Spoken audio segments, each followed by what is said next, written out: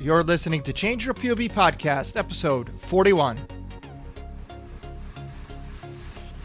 And if you can do that and transfer those courses in as general credits and electives, it'll just make your life so much easier, and frankly, it's cheaper. So Right. And I think the end of the day, the point we're trying to make here is all of these things you're going to end up doing in the military along the way anyway.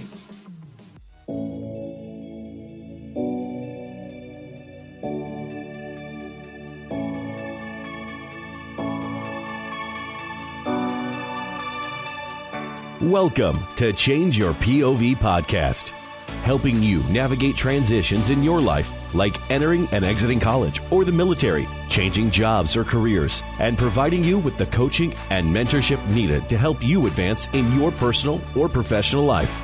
Sometimes all you need is to change your point of view. Now, here's your host, Eddie Lazary.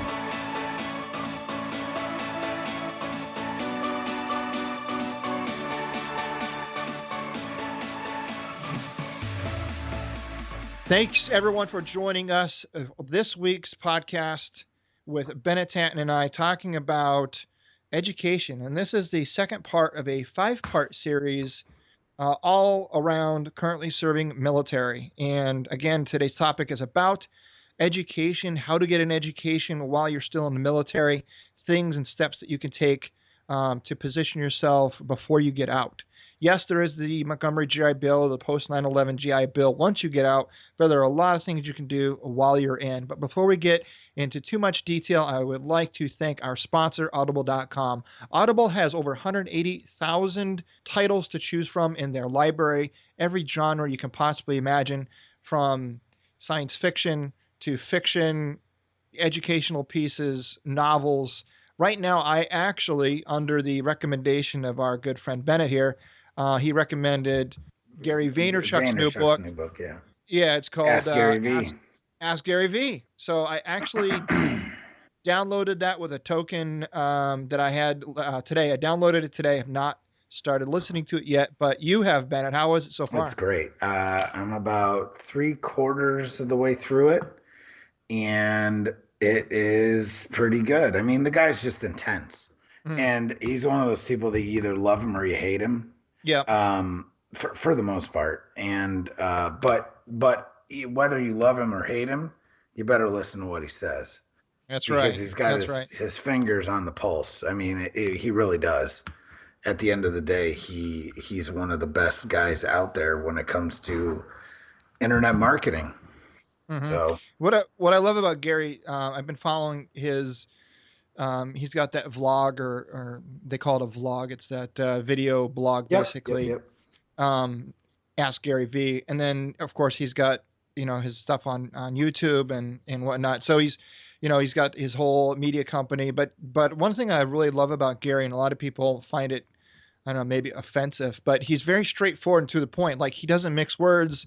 He doesn't sugarcoat anything. He's very direct. Frankly, who's got time for that? Right. Exactly. Yep. Yeah. So if you are a thin-skinned individual and get offended very easily, I do not recommend Gary Vaynerchuk. But if you like things very direct, straight to the point, he's awesome. I really, really dig his stuff. Can learn a lot. Some of the stuff's a little bit over my head because I'm just not quite there in my business yet. But a lot of it is just really, really, really good stuff.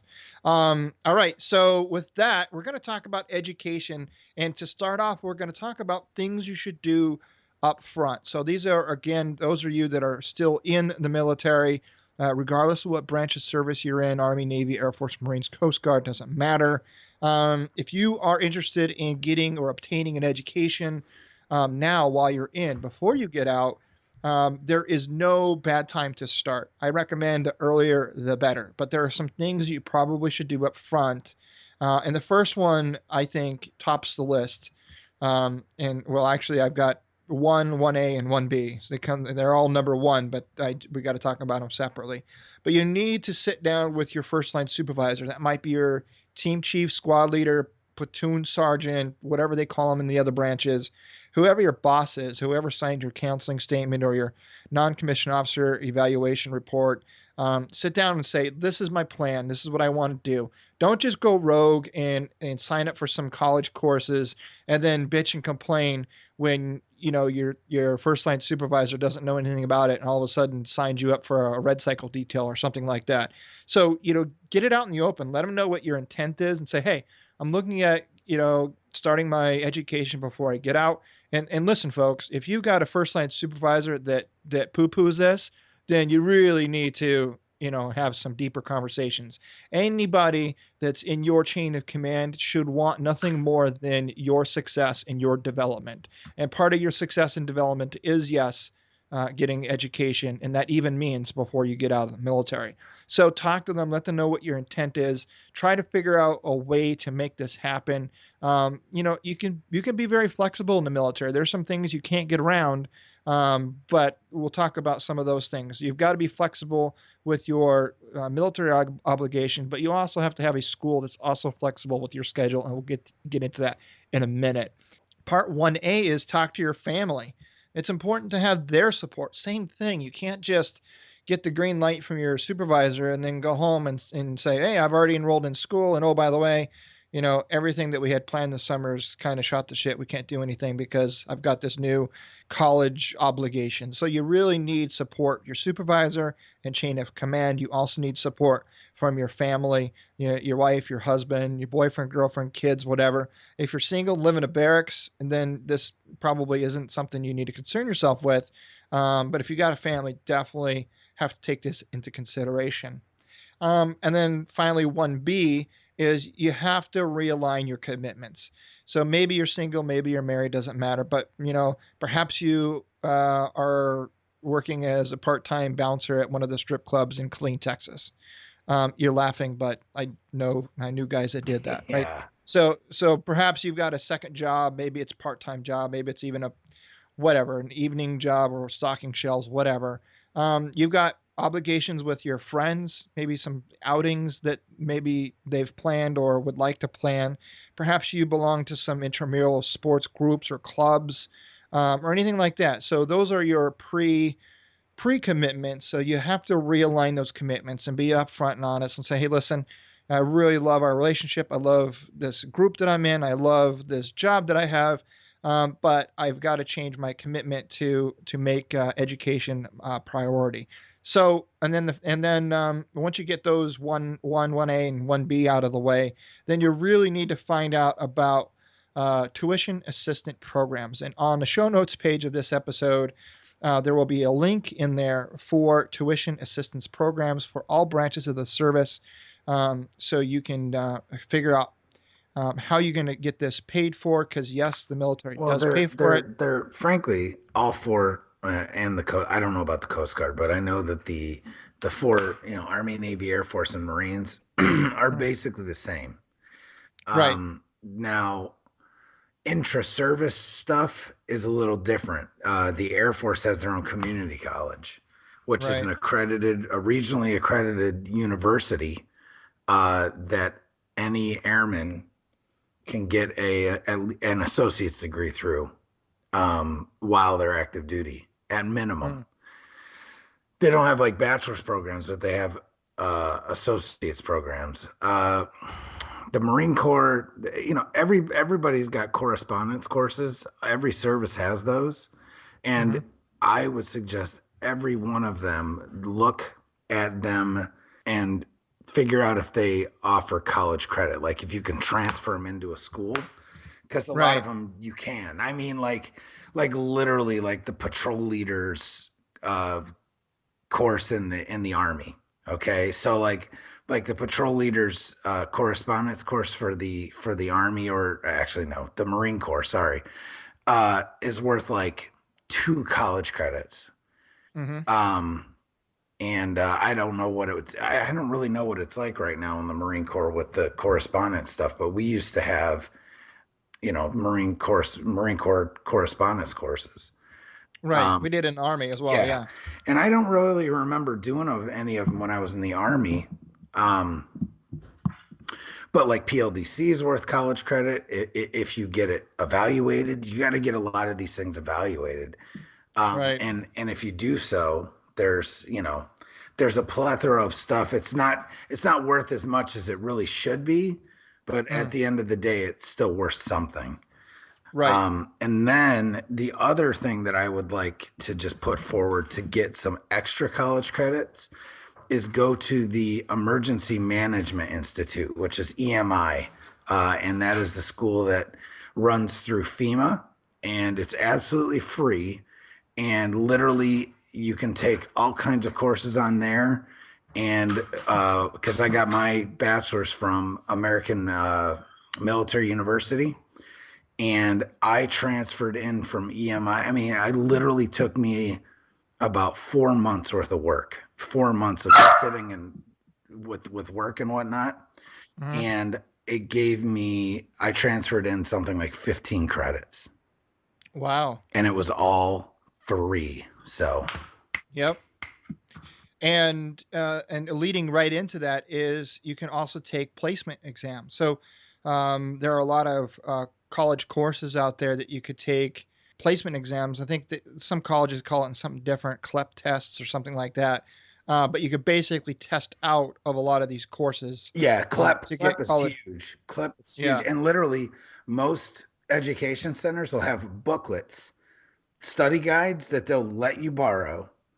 You study that guide, come back, take the CLEP, and the next thing you know, especially if you take like general CLEP Hmm. tests, you know up to 6 credits, which is Right. huge, especially Right. when you're talking about. And now, what I'm talking about, these credits that I'm talking about, whittle away at your general ed and electives, so you don't have Exactly. to take them because that it'll just drive you nuts having to Hmm. take those courses. And if there's a way to not have to do it, because you have a lot of general knowledge, period. Mm. And if you can do that and transfer those courses in this as general credits and electives, it'll just make your life so much easier. And frankly, it's cheaper. So Right. And I think the end of the day, the point we're trying to make here is all of these things you're going to end up doing in the military along the way anyway. You're going to end up, studying for boards. You're going to end up going to, primary leadership development courses or, these military schools. You're going to end up doing a lot of these things along the way anyway. and You might as well take advantage of it and find a way to convert that to right, civilian because if education you can credits. show that it's a college credit, it Yeah. counts towards promotion, All right. Sure. right? I mean, that's still the way it works, right? Absolutely. So even Yep. if you don't have a degree, if you have college credits, they all count towards promotion or towards points. Right, it's reciprocal, right? You get military experience that converts to college credit, which then converts to promotion points for your next rank. Correct. And there's no reason, frankly, in this day and age, that you should not get out of the military with at least an associate's degree. I Absolutely. mean, because it literally, and you have to do a little bit of work, but in the end, it's totally worth it. Mhm. I did not get out with an associate's, but I got out with enough. I got out with over 60 college credits. So I technically didn't have, because I didn't declare a major, but Mm. at the end of the day, there's no reason to walk away with like at least 2 years of school done in a 4 year enlistment. I did 10 years in the army. Do you know what I got out with? What for your My education. Do you know what I ended up getting out with? what? A high school diploma. Right. Like Tim, like our Seriously. buddy Tim there, Tim Parker's Yeah. 25 years or 22 years total active duty time. He transferred all of his credits over, and I think he walked away with like 12 college credits. Mhm. You know what I mean? So Yeah. there's a long way to go, but the thing is while you're in, get into a school and get all of this stuff evaluated. Absolutely. I know, like when I went to primary leadership and development, which now what is it? It's not PLDC anymore. Yeah, it's like Like warrior the school or warrior leaders course or leader warriors or some yeah. crazy thing. And all I know is Bergdahl hasn't gone yet. and he's still a sergeant. But Amen. Nice little plug right, there. Yeah. right. Go cereal. Yeah, because that's like the best podcast out there. Yeah. Sorry, I love you and I love myself and I love our podcast that we do, but Yeah. that shit is on another level. Yeah. So, listeners, if you have not listened to the podcast called Serial, like seriously, just Oh, stop what you're man. doing right now and get what the times. Both seasons. Just Yeah. freaking amazing. Which they Excellent. have a serious budget to throw at it, but Right. regardless, it's so good. Hmm. So anyway, So you'll yeah, understand you'll that understand what I'm dig. saying. But anyway, PLDC, like I got to take extra, and literally it was like, because what was it, a month long, Yeah. 20, like 26 days or something. Right. And I think we were there like a grand total of like 3 weekends, right? Yeah. And Something like so that. the on the weekends, Saturday and Sunday, we went into, and I remember this, it was the chapel on Fort Drum. And I remember they brought in a teacher from Jefferson Community College in Jefferson County, New York. And I took, it was like, at the end of the day, I think it was 2 classes that was taught over those 3 weeks, right? Hmm. But it ended up giving me an extra 6 college credits. It cost me no money.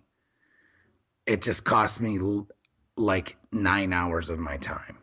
Yeah. Just time. Right. And 6 college credits. Once you're in college, you'll understand the power of 6 college credits. Oh, hell yeah. And like if you go to a university, even an online, like a good cheap online university, like American Military University or like American Public, or well, they're even cheaper. So those two, the American public university system is still running at 250 a credit. So it's 750 a course.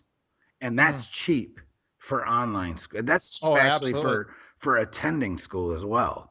It That's is. just cheap, period. So, I mean, if you had to pay that out of pocket, would you be able to do it? No, No. I So, wouldn't. No way. no. So, and then there's like schools like Southern New Hampshire, which actually has really good tuition rates as well. And I think for military, they run at 250 a credit as well, if I'm not mistaken, because that's the cap for tuition assistance. Mm.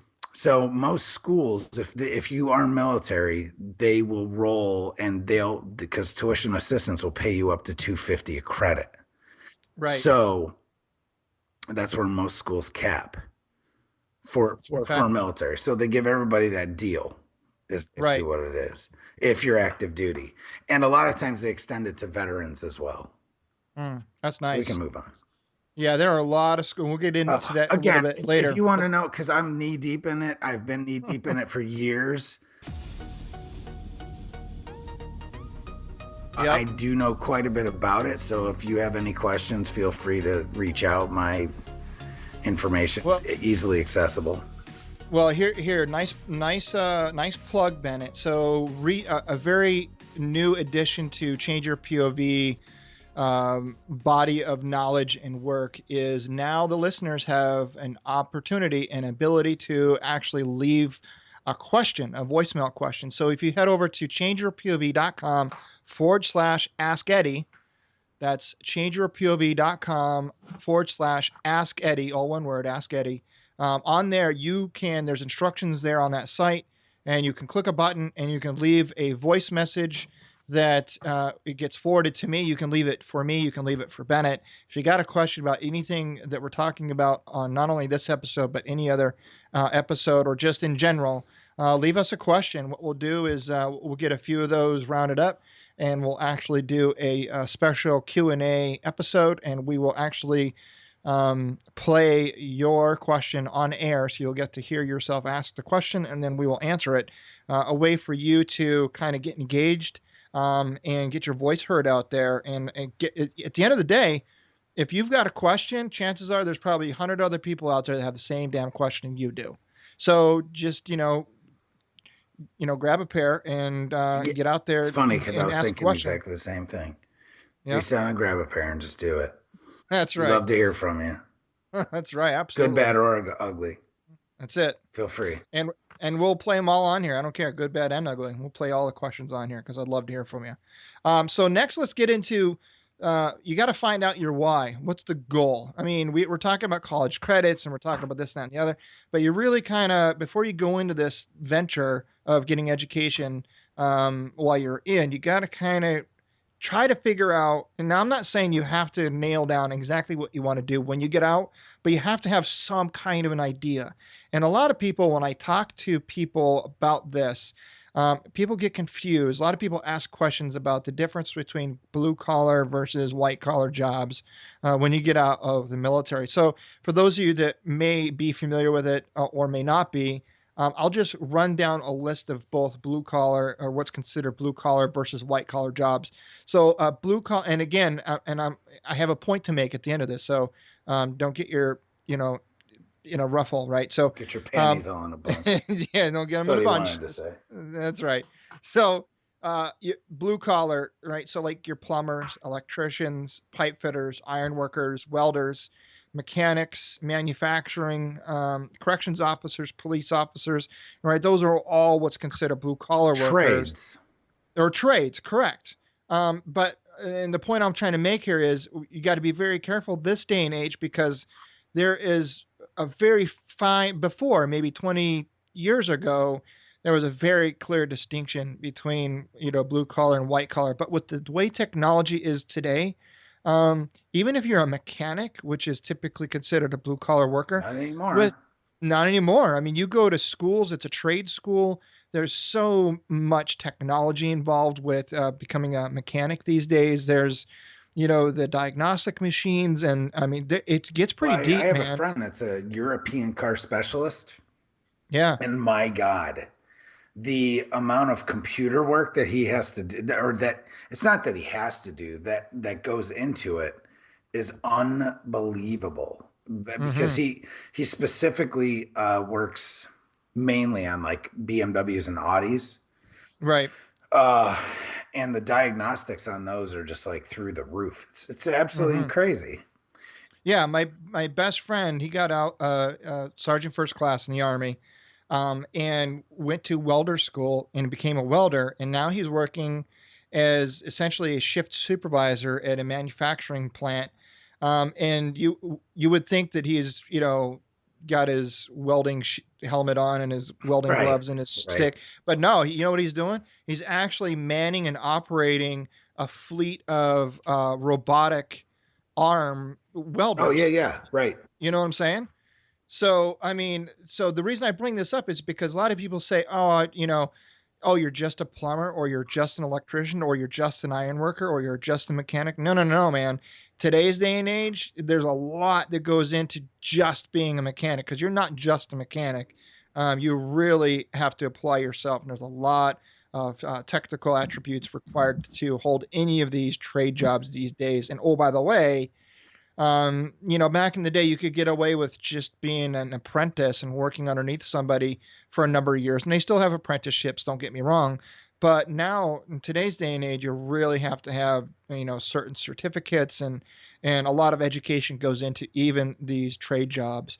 And then you got your, what would be considered a traditional white collar job, like a physical therapist, a supply chain planner, operations manager, marketing manager, global procurement specialist, project manager, veterinarian, lawyer, and doctor. Of course, I got to throw those in there, the common ones that people throw out. There's advantages and disadvantages to both your trade jobs and what's considered a typical white collar job. And that's really comes down to, hourly wages versus salary wages. And there's pros and cons to each.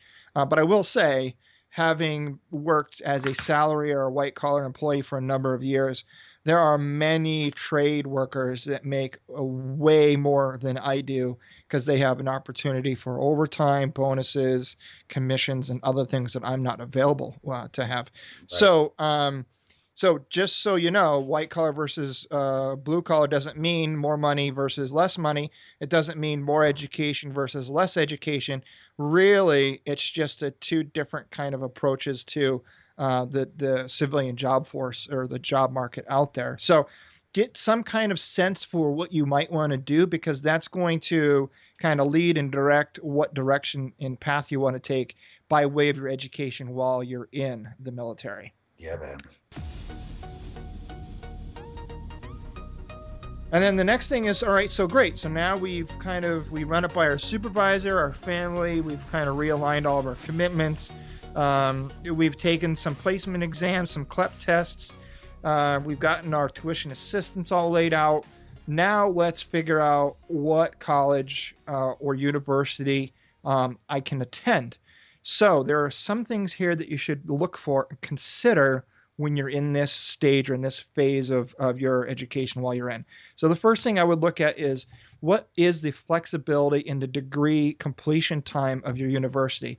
Every college and university is going to vary. So you really need to take these into consideration and almost do a comparison. Some colleges will fare favorable in one area, but not so much in another area. So you're going to kind of have to get a short list of schools and literally sit down and do a little spreadsheet and kind of figure out the pros and cons to each before you make a final decision. But you're looking for flexibility in degree completion time. So some colleges say, all right, once you enroll in this degree program, you have, 19 months to complete it. Otherwise, all the work that you did up to that point is not going to count, or something like Right. that. You know what I mean? Yeah. So figure out what kind of flexibility that college or university has in terms of their completion or the deadline. And it depends on your degree program. If you're signed up for an associate's program, it's going to have one completion deadline. If you sign up for a bachelor's degree program or a master's degree program, they're all going to be different. The next thing you should consider is looking at colleges that maximize credit transfer between colleges and universities. We kind of touched on this at the beginning. Which is it is so huge. Yes. So if you are in perhaps there's a college or university that's kind of attached to or near your base or installation, and you're going to classes. I don't know of one installation that doesn't have at least a satellite campus for the local community college or whatever. Everyone does. Correct. Pretty much. Yep. I can't think of one that I've ever seen that doesn't. So right. No, they even had it over in Korea when I was there. Right.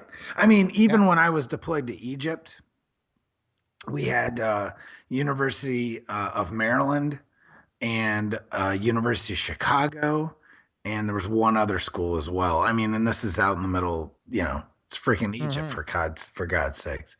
You go University of Cairo. Yeah, literally we were out in BFE, man. Yeah, literally, and I was able to still go to school. So yep. No excuses. No excuses. Yeah, but you want to ask that question. What is, your policy for transfer credits between colleges and universities? And it's not so much the college you're attending's ability to transfer, it's the ability of the next college, the acceptance of. Correct. Yep. The next thing is you want to maximize your college credit for military training and education. So we already kind of touched on that. All these trainings, military trainings and educations. What are those courses you were talking about? I forget. Remind me again. The training courses that you were just talking about a minute ago. The correspondence courses? Yes. Yeah, the course. Thank you. Yeah, I could hear your brain smoking, man.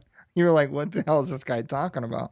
Yeah, the correspondence courses. So all of those types of things. You need to find a college or university that maximizes your military training and education. I will be honest with you. When I finally did get out of the military and I went to the college here in New Hampshire, and I thought 10 years in the Army and all the schools that I attended, I thought I was going to walk away with essentially an associate's degree. And by the time we got done evaluating everything, I got 6 credits waived, and that was it. You had like a credit in like orienteering. Yeah. And land navigation. Well, that is orienteering. And then you had not even like a full phys ed class. You had like two credits in phys ed. And you're like, are you serious right now? Yeah. Yeah. Yeah. I got the mandatory course. It was called Introduction to College Life. I got that waived. Oh yeah, baby. Yes. And Thank you. I think Thanks. Thanks, Southern New Hampshire.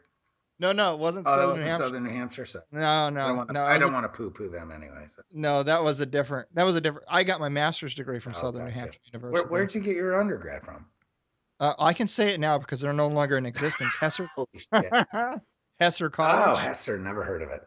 Yeah, there you There go. you go. They don't exist Never anymore. heard of it. Do those Yeah. college credits count anywhere? Or I'm just saying. No, they do You know, because just get. that college. Well, it wouldn't matter anymore. Yeah, I got my exactly. master's degree. Exactly. But no, that school sold out to a college called I forget, man. I'll have to edit all this out. But So it doesn't matter. You can let it roll because full disclosure, my brain wasn't working hard on the correspondence thing. I was I was actually refilling my whiskey glass. oh, okay. I thought you just dropped off or No, were so like I, trying I to hit figure I out. hit mute on the mic and I was filling my cup with ice and I'm like, oh shit. He's sitting there talking to me and I'm not answering. So I had to run I'm back like and there you go. Bueller. Bueller. No, Bueller. it's called Canadian Club. Okay. All right. Canadian Club Uh, credit. nice. That works. Not CLEP, not correspondence. Canadian Club. And then look for something that provides business and management related degrees. And let me just kind of and you're saying to yourself, but I'm not interested in business. I'm not But interested in but management. but I don't I like it. yeah, I want to go do this. And let me tell you something. No matter what you want to do, no matter whether it's own your own business, whether it's, be a veterinarian, whether you want to style hair as a career, it doesn't matter what you want to do when you get out. You are going to need, not want, you're going to need some experience with business and management. And you're like, but wait a minute, I was 10 years in the Army. I got promoted relatively quickly. I went from E1 to E5 in 2 years, 5 months. So the better part of 10 years was spent as a non-commissioned officer, right? I knew how to lead troops. I knew how to lead soldiers. Now, of course, if you ask them that question, they might have a different opinion because I was actually a total ass. But um, I knew how to lead and how to manage. I knew how to accomplish the mission and get things done. So I thought, oh, I'm good. If I Right. can do that, Right. if I could do that, I'm good. I can just walk into any corporate job in America and I could just show them how it's done. Right? I'm that good. And then you get into actual supervisory or management roles in the civil or in the corporate world, and guess what, folks? It's a lot different than leading a team of 9 guys in the streets of Baghdad. It just is. If you think you're in right now as you're a non-commissioned officer and you're going to get out and immediately step into a supervisory or management role, and if you can't answer certain things like, how does human resources, work with rating your employees? What is compa ratio? How do you factor compa ratio? Those are the management type skill sets that you're going to need in order to be successful. And you don't learn that in the military. I hate to say, but they don't teach you all of those personal intricacies that you learn in the corporate environment. They don't teach that in the military. So you might be able to lead people, provide instruction, accomplish the mission, and get the task done. But that doesn't necessarily mean you know anything about being a manager or a supervisor in the civilian world. So it is beneficial to get some business and management related education under your belt. Let's just call it that. You're looking for a school that is flexible with its degree program. You're looking for, do they offer night classes? Do they offer weekend classes? Nowadays, not so much back 10, 15 years ago, but a lot more these days, there's a lot of emphasis put on online courses and online classes. 10 short years ago, there was many programs that for the most part were brick and mortar, meaning you go and attend classes and only a few classes were offered as an online class. But nowadays you can literally get your entire degree online. As a matter of fact, like I said, I got my master's degree from Southern New Hampshire University. It was it was a global MBA with a certificate in project management. My brother pretty much got the same exact MBA program from the same school, except I did all of my brick and mortar. I attended the classes at the school at the college, and my brother did his entire degree online from the same exact school. He did his completely online, and I got mine, brick and mortar, the old-fashioned way. So it is possible these Which days to which do that. uh just from experience, I can give you this advice. Brick and mortar is easier than online. I think so too. And I haven't met anyone that disagrees with me. The reason is online is very labor intensive, meaning all correspondence. I mean, that's why technically they used to be called correspondence courses. So all correspondence is done through writing for the Hmm. most part. Now they've got like video and hybrid courses and all kinds of stuff. But my bachelor's was basically, 70% of it was gained through online, and it was so labor intensive, like,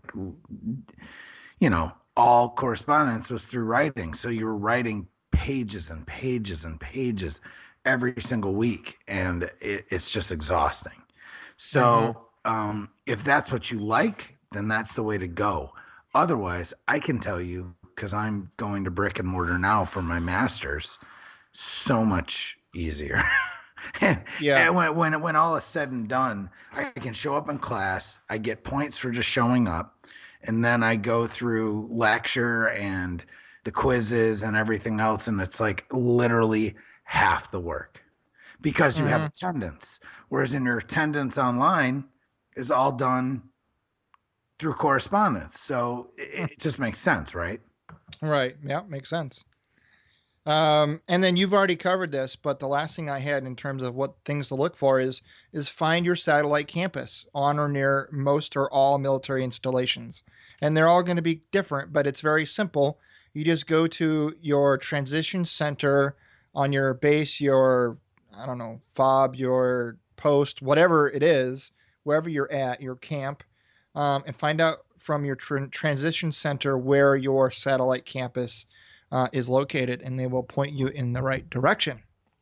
All right, and then the last point I wanted to bring up, and it's the number one reason I hear people tell me they can't do college or get any type of credits while they're in the military, and that is because they can't afford it. Now, full disclosure, I've been there. I'm not too proud. I'll admit it. We've gotten to the point, my wife and I, where we've literally gone down to the blood bank and had some blood drawn for 20-40 bucks to go get some bread and some milk. Hey, a little bit of freaking plasma never hurt anybody. I did it, Yeah, man. been there, done I it. Got did the it. T-shirt. Yeah, I mean, I had food stamps I because we know, could. I know more than one entrepreneur that's had to go collect food stamps. Yep. I had food stamps because I couldn't afford the whatever $20 for a can of baby formula when our kids were little. I mean, you do what you got to do, and I've been there, man. And it sucks, and I understand that whole I can't afford it thing because literally when you're giving up blood for some cash to go and buy some Yeah, food man. for your family, the last thing on your mind is coughing up any kind of money for an education. So, True, true. but That's when Bernie Sanders looks really good as a yeah, presidential right. candidate. I'm just saying. Oh, there we go. You sound like my It's son, all man. it's all a joke, but anyway, federal student aid is a wonderful thing. Yeah. Pell So Grants, not Pell only Grants are an amazing thing. It's true. while you're in, not only does the military pay up to 100% tuition while you're active duty, but the military also offers the GI Bill or post 9/11 GI Bill, which is equivalent to about $36,000 to use up to 10 years after you get out of the And military. there's So, all kinds of caveats with that as well, oh yeah. um, including if you are end up being a disabled. I don't like to use the word disabled, but if you gain um, a rating from the VA, Hmm.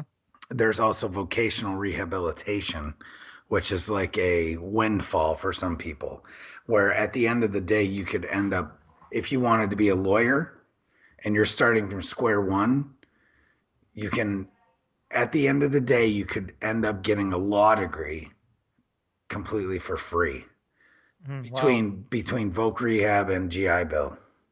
Wow. So again, you know, I work, my day job is with the VA, so I know all these tricks. Mm-hmm. All right. So the only other thing that I want to bring up, not to cut you off, Eddie, but No, you're good. never, ever without, I don't ever do it, because if I find out you've done it, I'll come hunt you down. Never, ever, ever use your GI Bill while you're active duty.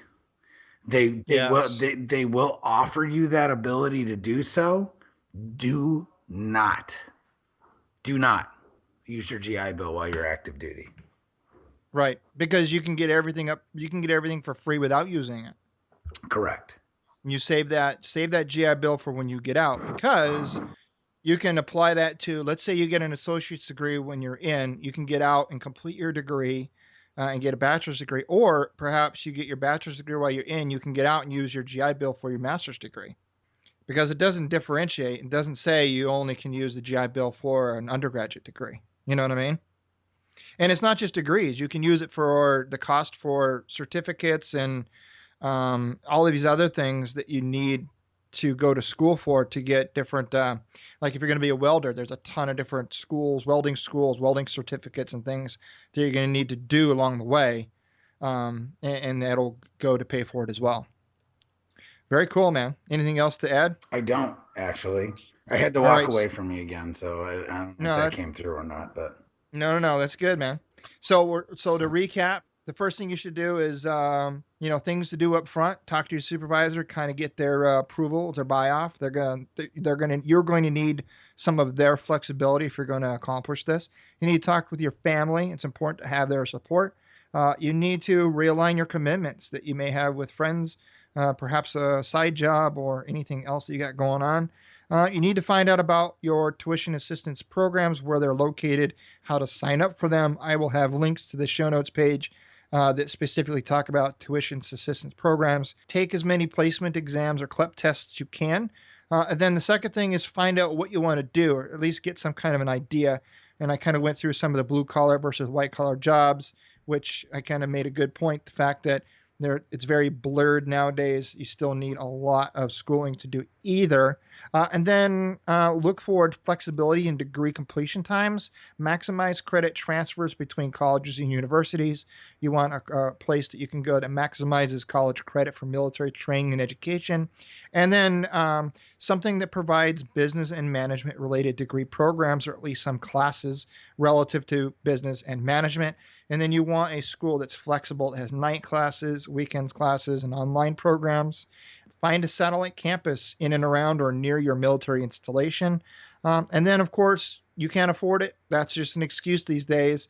There's a ton of ways to get different funding in addition to the tuition assistance program, like Bennett talked about. And then at the end of the day, just make a commitment and do it. There's 100,000 reasons why not to do it. There's only one to do it, and that's to make you a better person, to give you some more insight. And at the end of the day, whether you use your education or not, that's what I tell people. They're like, "Well, I'm not interested in what I'm planning on doing when I get out. Doesn't require me to have a degree." Okay, and that might be the case. Perhaps you're going home, you're going to work for the family business, and you don't need a degree. Whatever the case may be, but you know what an education or a degree does for you? Whether you need it or not, what it does is it gives you options. It gives you opportunities you wouldn't otherwise have. And so position yourself in this world to have opportunities and to have a good position, just so in the event something happens, you got a fallback line. That's really it. Fallback plan. That's I it. mean, getting a degree in underwater basket weaving nowadays is, for a lot of professions or a lot of positions, they require you to have a bachelor's degree. It doesn't matter what it's in. Right. But absolutely. But if you don't have a bachelor's, they won't even look at you. You won't make it through the computer algorithm that's scanning your resume to even get the interview. So Right. It's just, unfortunately, the college degree now is almost like the high school diploma Yeah, you of got to get it yesteryear. You done. got to get it done, and That's and right. and being a veteran or being in the military, active duty, there's no reason not to, because at the end of the day, you can pretty much do it for free. And if you decide not to, then look into transferring that shit to your kids. So That's right. so That's right. because that's always an option too. So That is absolutely correct. And, I owned my own business when I got out of the military, and I had no formal education. I had no idea what I was doing, and my business failed. And if you want to hear that story, you can check out changeyourpov.com/episode 28. It's actually one of my most popular episodes. It's a funny episode, but it's also a serious one. You get to hear about how my business failed. And everybody's like, oh, wow, he's promoting his failed business. But, but you pretty much there's laugh your ass off for an hour yeah, or two. And just so everyone knows too, full disclosure, I am a failed entrepreneur as well. So we haven't gone into that, but that's for another day and another episode. So Okay. And again, if you want to leave us a question, I would love for you to leave us a question. Head on over to changeyourpov.com/ask Eddie. You can also find a button on my Facebook page, Eddie Lazary. And then also, if you're a member of the Change Your POV squad on Facebook, closed Facebook group, there's also a link in there where you can go and leave us a voice message. I would love to hear your question. And that's all we got. Thanks for tuning in to this week's edition of Change Your POV podcast. You can find all the show notes for this episode at changeyourpov.com/episode 41. Never miss an episode. Hit subscribe on your podcast player of choice. We have a lot more great content headed your way. Next week, we will talk about in episode 42. Oh, I'm sorry. 40. Jesus. 43, episode 43, next Friday. We're going to talk about social media and networking while you're in the military. It's going to be a good one. If you want to reach out to me directly, you can email me at eddie@changeyourpov.com. Love to hear from you. Until next time. Drive on and do good things. Amen.